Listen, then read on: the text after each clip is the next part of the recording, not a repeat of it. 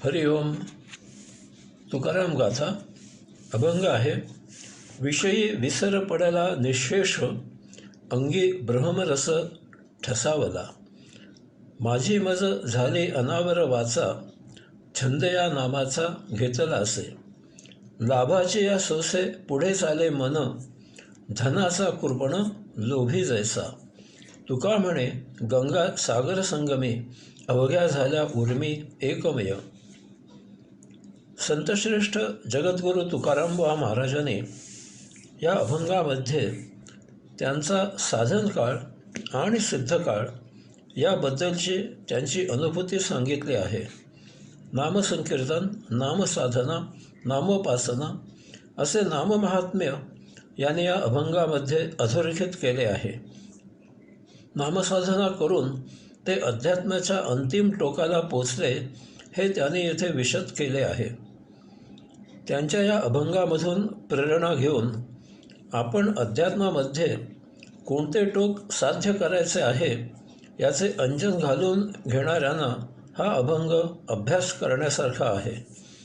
4 पुस्तके वाचून आणि प्रवचने ऐकून स्वतःला ज्ञानी अध्यात्मसाध्य पोहोचे हुए समजणाऱ्यांना हा अभंग घ्यायचा असल्यास एक चांगला संदेश देतो. अध्यात्म इतके स्वस्त आणि सोपे नाही की वरवर ज्ञान मिळाल्यावर ते साध्य आहे. आजकाल ढोंगी, सोंगी, भोंदू, भोगी, बोगस अशा तथाकथित गुरु, सद्गुरू, योगगुरू, अध्यात्मिक गुरु यांचे पेव फुटले आहे. हे असे साधकांना आकर्षित करण्यासाठी अध्यात्माशी सुतराम संबंध नसलेल्या, भौतिक आयुष्याशी साधर्म्य असलेल्या अशा साधना उपासना शिकवतात. त्यात मौज, मजा, चंगळ, धुडगूस, छछोत, आचरटपणा यापलीकडे काही नसते. छछोर तथाकथित गुरूंच्या नादी लागू नये अशांना श्रीकृष्णाच्या गीतोपदेशापेक्षा दहीहंडी, रासदांडिया, नृत्य यामध्ये स्वारस्य असते. हे सोयीस्करपणे विसरतात की श्रीकृष्णाने हे सर्व वयाच्या 10व्या वर्षी कायम करता सोडले आणि आपल्या अवतार कार्याला तो मार्गस्थ झाला. यांच्या आचरणाने निरीक्षण करावे, म्हणजे लक्षात येईल की असे तथाकथित गुरु पैसा, प्रसिद्धी, प्रतिष्ठा यासाठी हपापलेले असतात. पातंजल योगसूत्रानुसार कोणतीही साधना उपासना करा, परंतु ती देहात अंतःकरणापर्यंत सखोल झिरपावी, मुरावी, रुजावी लागते. त्यायोगे सहजोत्कार तरी हरिनाम, सहजाचरण तरी आध्यात्मिक हालचाल अशी अवस्था व्हावी लागते. हे सतत 12 महिने 24 तास असावे लागते. महत्त्वाचे म्हणजे याशिवाय कोणतीही अन्य अवस्था कधीही नसावी. अध्यात्मामध्ये उतावळेपणा करणाऱ्यांना जागे व्हायचे असल्यास या अभंगाचा सखोल अभ्यास करावा आणि आपण अध्यात्माच्या कोणत्या इयत्तेत आहोत याचा स्वतः लेखाजोखा करावा. अध्यात्म साध्य करायचे असल्यास स्वतःत योग्य सुधारणा करावी. येथे विशिष्ट साधनेला महत्त्व नसून कोणतीही साधना उपासना केली तरी साधकाने अध्यात्मामध्ये अंतिमता काय साध्य करायचे आहे याची नित्य जीवनामध्ये कोणती अवस्था होते आणि याचे सहजतेने आचरण होते का याला फार महत्त्व आहे. तसेच याच एकमेव अनन्य अवस्थेमध्ये येथून पुढे कायम मुद्दामून नव्हे तर अगदी सहजच स्वतःच्याही नकळत जीवन जगले जाते हे जाणून घ्यायचे आहे. तसेच असा साधक असे जीवन जगत आहे हे त्याच्यापेक्षा इतरांना जाणवते, ते तसे बोलूनही दाखवितात. अशा या साधन काळात साध्य सिद्ध होईपर्यंत, साक्षात्कार दर्शन स्वस्वरूप प्राप्त होईपर्यंत साधकाने स्वतःला फार जपायचे आहे. कारण अशा या साधन काळामध्ये साधक भौतिकापासून दूर दूर जात असतो आणि अध्यात्माच्या सन्निध येत असतो. यायोगे त्याला आनंदावस्थेचा अनुभव येत असतो. त्याचे वर्तन नेहमीपेक्षा उच्च असे होत असते. त्याचे व्यक्तिमत्व हळूहळू बदलू लागते हे लोकांच्या लक्षात येते. ते अशाच्या पाया पडू लागतात, त्याचा आदर सत्कार करू लागतात, त्याच्याकडे अध्यात्माचे मार्गदर्शन घ्यायला येऊ लागतात. याचा एक निराळाच आनंद साधकाला मिळू लागतो. अशावेळी आपल्याला अंतिम अवस्था साध्य झाली असा गैरसमज करून घेऊन साधना सोडायची नाही. ही मानवाची चलाखी असते. हे ओळखून साधना सुरू ठेवायची. सतत सद्गुरूच्या संपर्कात राहायचे. तुकाराम बुवांनी या अभंगातील पहिल्या चरणामध्ये त्यांची काय अवस्था झाली ते सांगितले आहे. या अवस्थेचे कारण आणि त्याचा परिणाम दुसऱ्या चरणामध्ये सांगितला आहे. तिसऱ्या चरणामध्ये त्यांनी या अवस्थेचे वर्णन एक उदाहरण देऊन सांगितले आहे. या सर्वांचा एक अद्भुत अंतिम परिणाम त्यांनी दृष्टांतासह चौथ्या चरणामध्ये सांगितला आहे. पहिला चरण आहे, विषयी विसर पडला निशेष, अंगी भ्रमरस ठसावला. या पहिल्या चरणामधील एक एक शब्द समजून घेण्यासारखा आहे. येथे एक एक शब्द फार मोलाचा आणि महत्त्वाचा आहे. यातील प्रत्येक शब्द सतत स्मृतीत ठेवून साधना साध्य करायचे आहे. यातील एक एक शब्द जर अर्थासह आचरणात उतरला तर अध्यात्माची यात्रा सुरू झाली असे समजावे. विषय हा शब्दच अवलक्षणी आहे, कारण तो स्वतःच त्याची योग्य आणि परखड अशी ओळख करून देतो. त्यात विष असा शब्द आहे. विषय हे विकारी आहेत आणि म्हणून अध्यात्मासाठी विष आहेत, मारक आहेत, हेच येथे समजून घ्यायचे आहे. आपल्या आजूबाजूला जे जे निर्माण झालेले आहे ते सर्व भौतिक आहे, जड आहे, नाशिवंत आहे. हे सर्व पंचमहातत्वांपासून निर्माण झालेले आहे. या निर्माणाचा हेतू आपला देह जीवित राहावा इतकाच आहे. यांचा उपयोग करून मानवाने आपला देह जीवित ठेवायचा आहे. अशा प्रकारे देह जीवित ठेवून आपल्याला अनावश्यक असलेल्या वस्तुजगताला मानवाने साक्षी राहायचे आहे. या योगे त्याच्या इच्छा, आकांक्षा, अभिलाषा निर्माण होत नाहीत. तो मुक्त जीवन जगतो आणि पुरुषोत्तमासाठी साक्षीत्वाने या सृष्टीचा आस्वाद घेतो. यथाकाळी देहाचे आयुष्य संपले की मुक्त होऊन आपल्या निर्माणात, मातुलात, पुरुषोत्तमामध्ये विलीन होतो. येथील यात्रा पूर्ण होते. याचा परिणाम म्हणून अन्य जीवांना वस्तू उपलब्ध होतात. काही ठराविक लोकांकडेच वस्तूंचा संचय होत नाही. येथे पुरुषोत्तमाने जगामधील प्रत्येक जीवाला अत्यावश्यक इतके सर्व उपलब्ध केलेले आहे. सर्वांनी आपापल्या फक्त गरजेनुसारच वस्तू उपभोगल्या तर या जगात कोणताही जीव वस्तुजगत उपलब्ध नाही म्हणून वंचित राहणार नाही. याचबरोबर हेही लक्षात घ्यावे की ज्यांना आवश्यकतेपेक्षा जास्त कमवायचे कौशल्य आहे त्यांनी ते वापरून अतिरिक्त वस्तुजगत लायक गरजूंना द्यावे. हे पुरुषोत्तमाचे काम आहे.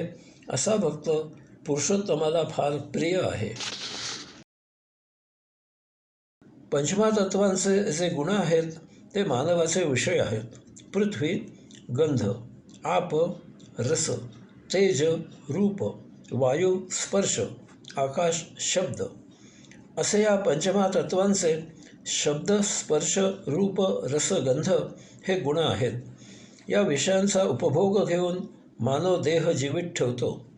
पुरुषोत्तमाचा कितीही जरी हेतू असला की मानवाने येथील वस्तुजगताचा देह जीवित ठेवण्यापुरताच उपयोग करावा, तरीही जीवन जगताना मानवाचे त्या वस्तू विषय होत असल्यामुळे मानव त्यांचा गरजेपलीकडे उपभोग घेतो आणि तो जीवनाऐवजी आयुष्य जगतो. यामुळे त्याला वस्तुजगताचे महाआकर्षण आहे. त्यांच्या अमर्याद उपभोगांची हाव आहे. ती इतकी पराकोटीची आहे की देहत्यागाचे वेळी भौतिक वस्तुजगताच्या उपभोगांच्या इच्छा अपूर्ण राहतात. यालाच अध्यात्मामध्ये संचित असे म्हणतात. हे संचित देहत्याग करताना आत्म्यासभोवती झाकोळले जाते आणि यामुळे अशा अमुक्तावस्थेत अंशात्मा मुक्त होऊ शकत नाही. या अपूर्ण इच्छांची संचिताची पूर्तता करण्यासाठी त्याला स्वतःच्याच नव्हे तर यमधर्मानुसार पुनर्जन्म घ्यावा लागतो. यास्तव अध्यात्माच्या दृष्टिकोनामधून विषय म्हणजे काय ते समजून घ्यायचे आणि त्याप्रमाणे आचरण करायचे. विषयांची व्याख्याच अशी सांगितली जाते की मानवाला बद्ध करतात ते विषय होत. बद्ध म्हणजे मानवाला भौतिकात बांधून अधोगतीला नेणारे. जीव मुळातच मुक्त आहे, परंतु हे विषय मुक्त असलेल्या मानवाला संचिताच्या गाठोड्यात बांधून पुनर्जन्म घ्यायला भाग करतात. कर्मयोग आणि गृहस्थीसाठी अत्यावश्यक ती जबाबदारी पार केल्यावर उर्वरित जीवनाच्या प्रत्येक क्षणी भगवंतश्रींचे चिंतन, भजन, स्मरण, गुणगान आळवावे. भगवंतश्रींचे जितके आणि जितक्या वेळा नाम घ्यायला ऐकायला मिळेल तितके आणि तितक्या वेळा ते अनन्यपणे घ्यावे, ऐकावे. या योगे आपले चित्त भगवंतश्रींच्या चरणी रुजू होते. आपला अन्य विषयांकडे ओढा हीन, दीन, क्षीण, क्षुद्र होतो. आपल्याकडून सहज पूर्णपणे योगिक आचरण होते. यामुळे मुक्तीचे साध्य सिद्ध होते. विषय अनुकूल आणि प्रतिकूल असतात. ते प्रतिकूल की अनुकूल आहेत हे प्रत्येकाच्या संचितावर अवलंबून असते.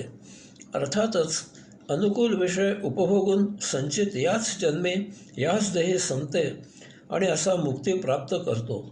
तथापि प्रतिकूल विषय सेवन केले तर अगोदरच असलेल्या संचितात भर घातली जाते आणि असा जन्ममरणाच्या फेऱ्यात अडकतो. विषयांच्या आवरणाखाली सप्तरिपू छुपेपणाने दबा धरून ठाण मांडून बसलेले असतात. जर आपल्या मनाप्रमाणे विषय सेवन करायला मिळाले नाहीत तर क्रोध पुढे येतो आणि त्या पाठोपाठ मोह, मद, मत्सर, माया हे रिपू उद्भवतात आणि ते मनामध्ये विषय मिळवण्याचा उद्योग सुरू करतात. अहंकार, अभिमान, अहममन्यता जोर धरतात. यासाठी प्रामाणिकपणा, सचोटी, सभ्यता, नैतिकता, कायदे, कानून इत्यादी पायदळी तुडविले जातात. हे प्रयत्न फसले तर शिक्षा भोगावी लागते. प्रतिष्ठा, लाच लयाला जाते. असा जीवनामधून उठतो, बर्बाद होतो. सप्तरिपूमधील सर्वात पहिल्या क्रमांकावर असलेली कामना जर जागी झाली तर असा त्यासाठी वेडापिसा होतो. विवेक गुंडाळून ठेवतो. सरळपणे कामना शमन झाली नाही तर असा बळजबरी खूनसुद्धा करायला मागे पुढे पाहत नाही. हे विषय सप्तरिपूंना सतत धगधगत ठेवतात. यामुळे विषयांच्या आहारी गेलेला नेहमी सुखदुःख या द्वंद्वात आयुष्य जगत असतो. तो कधीही समाधानी, तृप्त असत नाही. मासा जसा पाण्याविना तडफडू लागतो तसे असे लोक कामना शमनाशिवाय तडफडत असतात. यामुळे अशांना कधीही निर्मळ, निर्लेप, निखळ आनंद मिळत नाही.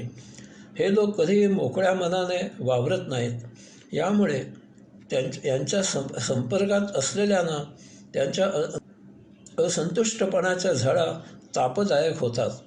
अर्थातच असा कामनापीडित कुटुंबामधून, नातलगांमधून, समाजामधून हद्दपार होतो. भणंगासारखे आयुष्य जगावे लागते. यालाच नरक असे म्हणायचे. या अशा नरकवासाचे संचित असलेल्यांना चांगले माहीत असते की अमुक केले तर आपल्याला दुःख, कष्ट, त्रास, पीडा, वैताग भोगावा लागतो. तरीही ते विषयाच्या आहारी जातात. पंख जळणार हे माहीत असूनही पतंग ज्योतीवर झडप घालतो. आपला आवाका काय हे जाणूनही कुत्रा ट्रकवर धावून जातो. दारू प्यायल्यावर आपला सर्वस्वी नाश अटळ आहे हे जाणूनही दारुड्या दारू सोडत नाही. असे थातुरमातुर उपायाने योग्य मार्गावर येत नाहीत.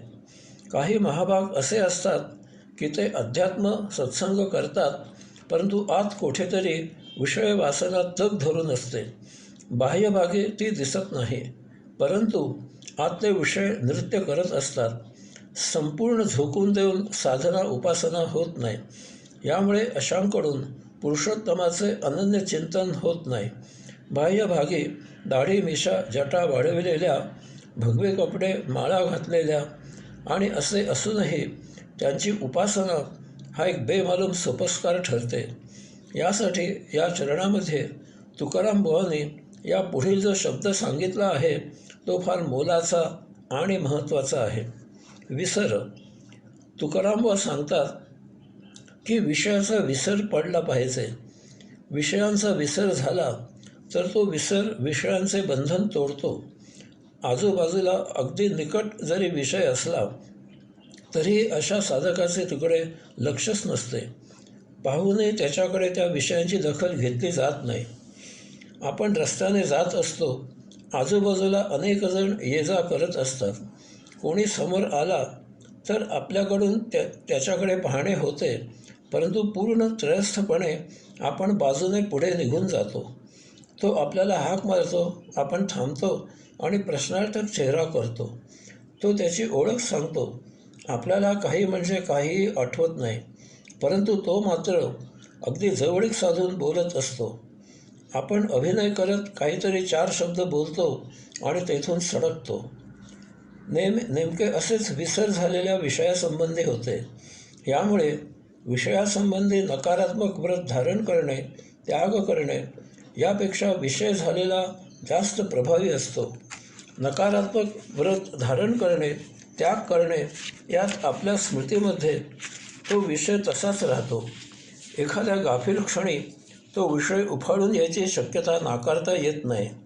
तथापि विसर झाला की तो विषय आपल्या स्मृतिपटलावरून पुसला जातो. आता प्रश्न असा निर्माण होतो की विषयी विसर झाला तर कर्मयोग कसा करणार? डॉक्टर औषध कसे देणार? इंजिनियर सृजन कसे करणार? हिशेब लिहिणारा हिशेब कसा लिहिणार? तर याचे समाधान असे आहे की कर्मयोगासाठी, देहधर्मासाठी जे काही लागते त्याचा अध्यात्माशी संबंध जोडायचाच नाही. कोणी म्हणेल विसरल्यावर श्वास कसा घ्यायचा? नाही. या ज्या क्रिया आहेत त्या सांभाळूनच अध्यात्म साध्य करायचे आहे. अध्यात्मासाठी देह जीवित राहिलाच पाहिजे. यासाठीच माऊलीने हरिपाठामध्ये असोनी संसारी जिव्हे वेगू करे असे मुद्दाम सांगितले आहे. या ज्या क्रिया आहेत त्या जीवनाच्या अविभाज्य एक भाग आहेत. या अशा गोष्टी विषय आहेत. अन्य जे काही आहे ते विषय आहेत. अशा विषयाचा जर विसर झाला तर विषय बाह्यभागी असतात आणि ते तसेच तेथे राहतात. कारण बुद्धिस्मृती अंतस आहेत. त्यांना ज्ञानेंद्रियांकडून जरी विषयाच्या संवेदना मिळाल्या तरी विसर झालेल्या बुद्धिस्मृतीवर त्याचा काही परिणाम होत नाही. विषयाच्या स्मरणाचाच नायनाट झालेला असतो. निवांत बसल्यावर, एकांतात असल्यावर, ध्यान लावल्यावर अन्य भौतिकापासून मोकळे झालेल्या मनामध्ये विषयांचे थरमान सुरू होते. एकामागोमाग एक असे विषयांचे चर्वित चर्वण सुरू होते. आध्यात्मिक पुस्तके, प्रवचने ऐकताना सुद्धा विषयांची आठवण होते. म्हणून अध्यात्मयोगे अंतःशुद्धी झालेली असली पाहिजे. विषयांशी वैराग्य धारण झालेले असले पाहिजे. आचार्य विनोबा म्हणतात की सर्वसंग परित्याग करून वीतभर लंगोटी लावून जरी हिमालयामध्ये गुहेत जाऊन बसलात आणि जर विषयांचा विसर झालेला नसेल तर त्या वीतभर लंगोटीतच सारा संसार भरलेला आहे. त्याचा विसर कसा होणार? मूर्छित झोपेत मादक पदार्थांचे सेवन करून विसर होतो, परंतु तो तात्पुरताच असतो. कारण ह्या अशा नशेमधून बाहेर आल्यावर पुन्हा सर्व आठवते. मग काय उपयोग? यासाठी विषयाला समूळ विसर झाला पाहिजे, तरच अध्यात्म शक्य आहे. यासाठी पुढील शब्द जो तुकाराम बुवांनी सांगितला आहे तो फार मोलाचा आणि महत्त्वाचा आहे. निःशेष. विषयांची स्मृती इतकी नष्ट झाली पाहिजे की त्याचा मागमूसही शिल्लक राहता नये. या अशा गोष्टी स्मृतिपटलावरून कायम करता दूर झाल्या पाहिजेत. त्या गोष्टींचा एक थेंबही, एक कणही एका क्षणासाठी शिल्लक राहता नये. यासाठी लक्षात ठेवायची गोष्ट म्हणजे आपल्या स्वधर्माने प्राप्त स्वकर्माला आवश्यक आणि आपल्या गृहस्थी धर्माला आवश्यक या गोष्टींची स्मृती पूर्णपणे सदा जागृतच असायला पाहिजे. यात जराही ढिलाई होता नये. कारण देह पूर्ण कार्यक्षम असला तरच आपण साधना उपासना करू शकतो. याचे भान सतत राहिले पाहिजे. आपल्या देहधर्माचा भार कोणावरही टाकायचा नाही. त्यासाठी कर्मयोग पूर्ण क्षमतेने कौशल्याने करायचा. आपल्या गरजा भागल्या, वृद्धापकाळाची सोय झाली की उर्वरित गरजू योग्य लायक व्यक्तींसाठी निरपेक्षपणे समाधानाने आनंदाने व्यय करायचा. आपल्याला पाहायला मिळाले की काही पुरोहित भटजीबुवा पूजापाठ सांगणारे तंबाखू सेवन, धूम्रपान, मद्यपान करतात. म्हणजे ते पूजा वगैरे सांगताना त्यांचीही व्यसने विसरतात आणि सर्व झाले की व्यसन करतात. याला काहीही अर्थ नाही. ही चलाखी आहे. त्यांच्या कर्मयोगाशी प्रतारणा आहे, ढोंग आहे. अशा व्यसनांचा कायमकरता निःशेष विसर झाला पाहिजे. एका दारुड्याला एक सत्पुरुष भेटला. सत्पुरुषाने त्याला उपदेश केला. या उपदेशाने तो दारुड्या भारावला. ते पाहून त्या सत्पुरुषाने दारुड्याच्या गळ्यात माळ घातली आणि त्याला बजावले की या माळेचे पावित्र्य राखायचे, दारू प्यायची नाही. तसे या दारुड्याने कबूल केले. सायंकाळी त्या दारुड्याने माळ काढून ठेवली आणि दारू प्यायला. सकाळी अंघोळ झाल्यावर पुन्हा माळ घातली. वर शिखी मिरवली की मी माळेचे पावित्र्य जपले आहे. जर ज्ञानाने ब्रह्मरसाचे महत्त्व जाणले गेले, उमजले आणि अंतःकरणापर्यंत झिरपले किंवा अत्युत्तम संस्कार आपल्या अंतस इंद्रियांवर झाले तर अगदी सहजच विषयांपासून दूर जाणे होते. वेळप्रसंगी विवेक, संयम, तारतम्य जागृत होते आणि विषयांकडे ठामपणे आपोआप दुर्लक्ष केले जाते. आपले ऋषी, मुनी, साधू, संत, योगी, संन्यासी पहा कसे सहजच ब्रह्माचरणाने आचरण करत होते आणि आजही करतात. परंतु जर असे ज्ञान सखोल रुजलेले नसेल तर मात्र घोटाळा होतो. विश्वामित्र, पराशर आयत्या वेळी भुलले, परंतु छत्रपती शिवाजी महाराजांनी सुरतेच्या सुभेदाराच्या सुनेची खणा नारळाने ओटी भरून माहेरून सासरे पाठवणे करावे तशी केली. जर अयोगिक आचरणाचे दुष्परिणाम माहीत असले तर मात्र तेथे विषय निःशेष टाळले जातात. विष कोणीही चाखत नाही किंवा आगीला कोणी हात लावत नाही. ब्रह्मरस म्हणजे ब्रह्मज्ञान झाल्याने ब्रह्मभान येऊन मानवी जीवनाचा हाच एकमेव अंतिम उद्देश आहे याची जाणीव ठेवून ब्रह्मपद प्राप्त व्हावे, ब्रह्मस्वरूप व्हावे. यासाठी ब्रह्माची यात्रा आरंभ करणे. थोडक्यात आता तो ब्रह्मजिज्ञासा या यात्रेसाठी प्रत्येक पाऊल पुढे पुढे टाकायला सुरुवात करणे. कर्मयोग, गृहस्थी यासाठी कर्म करून झाल्यावर प्रत्येक क्षण ब्रह्मपदाच्या प्राप्तीसाठी व्यतीत करणे. येथे अन्य कसल्याही गोष्टींना थारा देऊ नये. अशा प्रकारे ब्रह्मरस प्राप्त करण्यासाठी सुरुवात केल्यावर आपल्याला त्यात स्वारस्य निर्माण होते आणि दिवसेदिवस ते सखोल होत जाते. आता अन्य कोणतेही आकर्षण आपल्याला राहत नाही. एक ब्रह्मरस सोडल्यास अन्य वस्तुजगत, अन्य गोष्टी आपल्यासाठी निःशेष होतात. त्यांचा मागमूस राहत नाही. अशा गोष्टी आपल्याला स्मृतिपटलावरून पुसल्या जातात. येथे एक गोष्ट आवर्जून लक्षात घ्यायची आहे की अशावेळी कर्मयोग आणि गृहस्थी हे दोन धर्म नित्यतेने पार पडलेच पाहिजेत. यात कोणतीही कुचराई करायची नाही. कारण ब्रह्मपद प्राप्त होण्यासाठी देह जीवित, सुदृढ, निरोगी असलाच पाहिजे. त्याला अन्य पर्याय नाही. आता ब्रह्मरस आपल्यामध्ये कसा उतरतो ते जाणून घ्यायचे आहे. कारण आपल्याला अतिप्रिय असलेले विषय आणि ब्रह्मरस हे एकाच वेळी आपल्यामध्ये असू शकत नाहीत. ते एकमेकांचे वैरी आहेत. तसे असेल तर आपली ब्रह्मजिज्ञासा अपुरी किंवा ढोंगी आहे. किंवा असेही असू शकत नाही की आपल्यामधून संपूर्णपणे विषय निःशेष झाले आणि आपल्यामध्ये ब्रह्मच उदित झाला. तसेच असेही असू शकत नाही की आपल्यामध्ये ब्रह्मच उदित झाला आणि आपल्यामध्ये विषय निःशेष झाले. आपल्याला रिकाम्या हंड्यामध्ये नदीमधून पाणी भरायचे असेल तर आपला हंडा आडवा करतो आणि त्यात हळूहळू पाणी भरू लागते.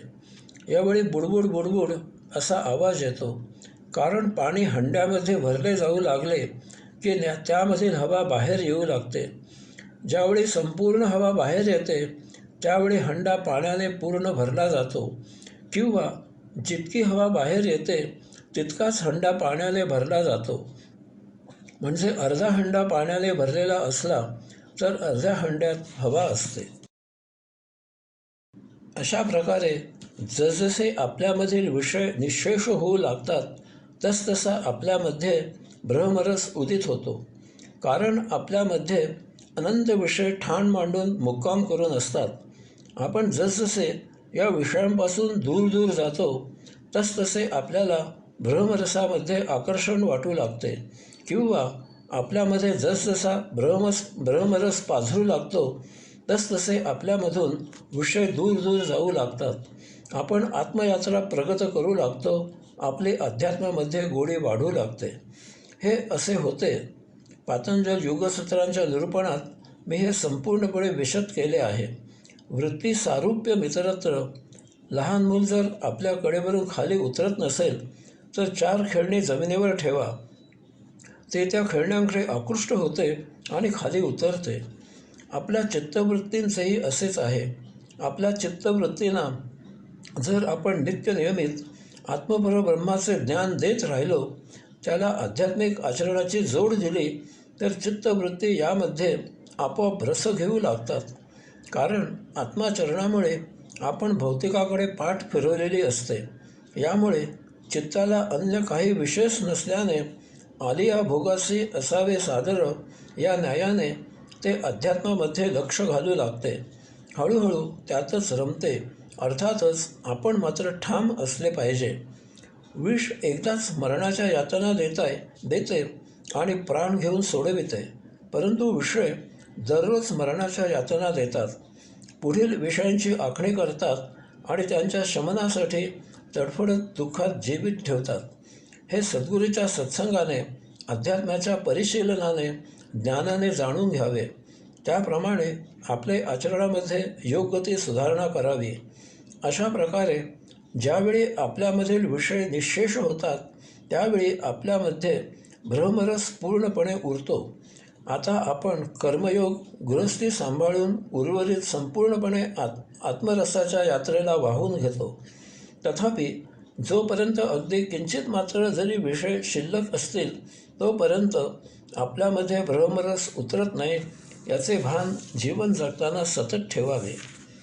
परंतु एकदा का ब्रह्मरस अंगी उतरला, भिनला, मुरला, सखोल झिरपला की मुखानेच काय तर अंग प्रत्यंगामधून, रंध्ररंध्रामधून, पेशीपेशीमधून क्षणोक्षणी विठाईचा नामाचा जयघोष सुरू होतो. असे सांगतात की अर्जुनाच्या केसांमधून जर हात फिरवला तर त्यामधून कृष्ण कृष्ण असे ऐकायला येत असे. जनाबे शेणाच्या गोवऱ्या थापताना विठाईचा जयघोष करत असत आणि या योगे नंतर त्या गोवऱ्यांमधून विठाईचा जयघोष ऐकायला येत असे. चोखामेळाच्या हाडांमधून भजन ऐकायला येत असे. यांच्या सत्यासत्यतेचा पडताळा न पाहता यामधून बोध घ्यायचा आहे. अशा प्रकारे जर आपल्या अंगामध्ये ब्रह्मरस उतरला तर तो तेथे कसा मुरतो ते सांगण्यासाठी या चरणाच्या शेवटी तुकाराम बुवांनी पुढे एक चपकल उदाहरण योजिले आहे. ठसावला. सर्वसाधारणपणे ज्याचा कंटाळा येत नाही तो संसार असतो आणि ज्याचा कंटाळा येतो तो परमार्थ असतो. तथापि आता आपल्या अंगी ब्रह्मरस किती झिरपतो, उतरतो, मुरतो, ठसतो की आता विठाईचा कधीही कंटाळा येत नाही. इतकेच नव्हे तर आता विठाईशिवाय चैन पडत नाही. भाजीच्या पातेल्यामध्ये जर दूध तापवायला ठेवले तर दूध नासते, कारण भाजीचे पातेले कितीही स्वच्छ घासले तरी त्या पातेल्याला भाजीचे ओशट शिल्लक राहतेच. त्याप्रमाणे एकदा चित्तामध्ये ब्रह्मरस पाझर लागला की तेथे अन्य विषय नाश पावतात, कारण चित्तावर ब्रह्मरसाचे संस्कार ठसविले जातात. तेथे अन्य विषय टिकू शकत नाहीत.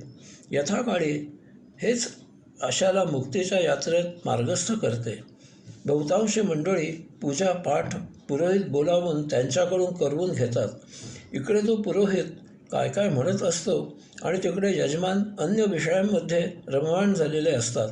याचा काय उपयोग? त्यापेक्षा जसा येईल तसा स्वतः पूजापाठ करावा. स्वतः केल्यामुळे त्याचे संस्कार आपल्यावर होतात, ते फार महत्त्वाचे आहे. त्यायोगे अन्य विषयांची आपल्या चित्तामधून हकालपट्टी होते. त्यायोगे तेथे ब्रह्मरस पाझरू लागतो. यामुळे त्याची गोडी लागते आणि मग त्याशिवाय चैन पडत नाही. यथाकाळी हेच अशाला मुक्तीच्या यात्रेत मार्गस्थ करते. बहुतांशी महाशयांना नोकरी धंदा करताना आजूबाजूच्या सहकाऱ्यांच्या गराड्यात त्या कामासाठी आवश्यक ते सर्व बरोबर आठवणीस येते. तेथे अन्य विषयांना थारा दिला जात नाही. परंतु जेव्हा हेच महाशय जपासाठी एकांतात बसतात तेव्हा जप सोडून सर्व काही त्यांना आठवते. परंतु यामुळे नाराज होऊ नये, न्यूनगंड होऊ देऊ नये. कारण याचा अर्थ आपल्या मनाला नोकरीधंदा करताना का होईना परंतु एकांताची सवय आहे हे सिद्ध होते. नेटाने जपसाधना सुरू ठेवावी. यथाकाळी जपसाधना होईल हेच एक दिवस मुक्तीच्या यात्रेला मार्गस्थ करते. विषयी विसर पडला निःशेष अंगी ब्रह्मरस ठसावला. तुकारामबुवा या अभंगाच्या पहिल्या चरणामध्ये सांगतात की एकदा का विषयाचा विसर पडू लागला की अंगी ब्रह्मरस भिनायला सुरुवात होते. यथाकाळी तेथे विषय निःशेष विसरले जातात आणि अंगी ब्रह्मरस परिपूर्णपणे भरला जातो. आता आपल्या अंगी आणखी काही सामावून घ्यायला जागा उरत नाही. अंगांगामध्ये अनन्यपणे परिपूर्णपणे विठाईस विठाई विठाईस विठाई विठाईस विठाई असे होते. या अशा अवस्थेचे कारण आणि त्याचा परिणाम दुसऱ्या चरणामध्ये सांगितला आहे. दुसरा चरण आहे, माझी मज झाली अनावार वाचा, छंद या नामाचा घेतला असे. तुकारामबद्दल एक फार गोड कथा सांगितली जाते. 450 वर्षांपूर्वीचा तो काळ. त्या काळानुसार तुकारामबुवा प्रातर्विधीसाठी जंगलाच्या दिशेने जात होते. समोरून एक ब्राह्मण आला. तुकारामबुवांनी त्याला नमस्कार केला. तुकारामबुवांकडे पाहिल्या न पाहिल्यासारखे करून तो तसाच पुढे जाऊ लागला आणि चमकून एकदम थांबला. अर्धवट ज्ञानाच्या मग्रुरीने तो कडाडला, तुक्या थांब. तुकारामबुवा बिचारे थांबले. त्या गर्भिष्ठाला कोणाजवळ बोलताना वयाचा ज्ञानाचा काही पाचपच नाहीच. त्याने जाब विचारला, या अशा अशुद्ध कामाला जाताना विठाईचे नाम कसे घेतोस? तुकारामबुवा म्हणाले, काय करू, माझी मज झाली अनावर वाचा, छंद या नामाचा घेतला असे. विठाईचे नाम आपोआप माझ्या मुखामधून बाहेर येते.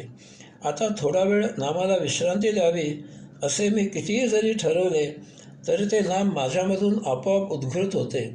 यावर आता माझे नियंत्रण राहिलेले नाही. मला माझ्याही नकळत नामाचा छंद लागला आहे. तो महाघमेंडर आणि उद्धट ब्राह्मण खवळलाच आणि त्याने जवळच असलेल्या बाभळीच्या झाडाचा एक काटा तोडला आणि तुकारामबुवांच्या दोन्ही ओठांमध्ये खुपसला आणि म्हणाला, आता पाहतो तुझ्या मुखामधून विठाईचे नाम कसे म्हटले जाते ते. तो उर्मट ब्राह्मण जरा पुढे गेला आणि विठाई विठाई असा नामघोष ऐकून महाआश्चर्याने तसाच माघारी फिरला. तो पाहतो तो तुकारामबुवांच्या अंग प्रत्यंगामधून विठाई विठाई असा नामघोष ऐकायला येत होता.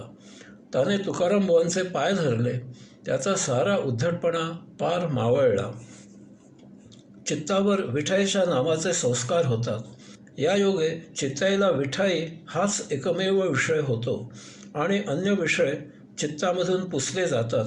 अशी परिस्थिती झाली की अन्य काही म्हणायच्या आधी विठाई असा उच्चार आपोआप बाहेर येतो. आपल्या सर्वांचा अनुभव असा आहे, आपण जेव्हा आपापसात काही मजकूर लिहितो, एकमेकांना फोन करतो, त्यावेळी आपल्याकडून प्रथम अगदी अभावितपणे हरिओम असे लिहिले जाते, बोलले जाते. कारण सतत असे करून करून त्याचा संस्कार आपल्या चित्तावर झालेला आहे. आता अशा संस्कारांमुळे चित्तावर आपले नियंत्रण राहत नाही. चित्त हे मनाची बाह्य दशा आहे. यामुळे ज्ञानेंद्रियांकडून प्राप्त झालेल्या ज्ञानाला प्राप्त ज्ञान योगिक की अयोगिक ज्ञान अशी चाळण बाहेरच बसते. तेथेच त्याकडे सहजच दुर्लक्ष केले जाते. अशा प्रकारे आध्यात्मिक आचरण ही एक प्रतिक्षिप्त क्रिया होते. आपण ती आवरू शकत नाही, अन्य काही घडवू शकत नाही. चुकून अभावितपणे तसे झाले तर आपल्यालाच अपराधी भाव येतो. पुढे जीवनभर हा धडा गिरवला जातो.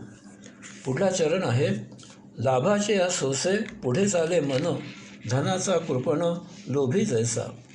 अभंगाच्या या तिसऱ्या चरणामध्ये तुकाराम बुवाने दुसऱ्या चरणामध्ये जी अवस्था सांगितली त्या अवस्थेचे वर्णन एक उदाहरण देऊन केले आहे. तुकाराम बुवा सांगतात की विषयांची संपूर्णपणे निवृत्ती झाल्यामुळे अंगी ब्रह्मरस ठासून भरला आणि आता अध्यात्माचे क्षणोक्षणी प्रगती होऊन याचा महापरमानंद हा अलौकिक लाभ मिळू लागला. या लाभामुळे मी अध्यात्माचा लोभी झालो आहे. कितीही लाभ घेतला तरी माझे समाधान होत नाही. सतत आणखी असा ध्यास लागतो आणि मी हे आवरू शकत नाही. यामुळे आता अध्यात्म हेच माझे सर्वस्व जीवन झाले आहे. हे कसे तर एखादा धनलोभी असतो. त्याला कितीही धन मिळाले तरी त्याची तृप्ती होत नाही. तो सतत आणखी धन मिळवितच असतो. त्याचे आयुष्य फक्त धन मिळवण्यासाठीच व्यतीत होते. संपूर्ण आयुष्यामध्ये तो धन मिळवणे आणि ते साठविणे यातच व्यग्र राहतो. दानम भोगाय नाशाय अशा धनलोभ्याची अवस्था होते. एकदा चिंध्या असलेले वस्त्र गुंडाळलेला आणि खपाटीला गेलेले पोट असलेला एक भिकारी एका धनलोभ्याकडे आला आणि अत्यंत दीनवाणे म्हणाला, शेठजी, 2 दिवस झाले पोटात अन्न नाही, थोडी भाकरी द्या ना, शेळी असली तरी चालेल. तो धनलोभी म्हणाला, माझ्याकडे भाकरी नाही, जा इथून निघून. भिकारी शेठजीला पुन्हा म्हणाला, शेठजी, भाकरी नाही तर एखादे कापड द्या, फाटके असले तरी चालेल. तो धनलोभी भिकाऱ्याला म्हणाला, माझ्याकडे कापड नाही, काही नाही, हो पुढे. तरी तो भिकारी शेठजींना म्हणाला, शेठजी, भाकरी नाही, कापड नाही तर थोडे चहा पिण्यापुरते पैसे द्या.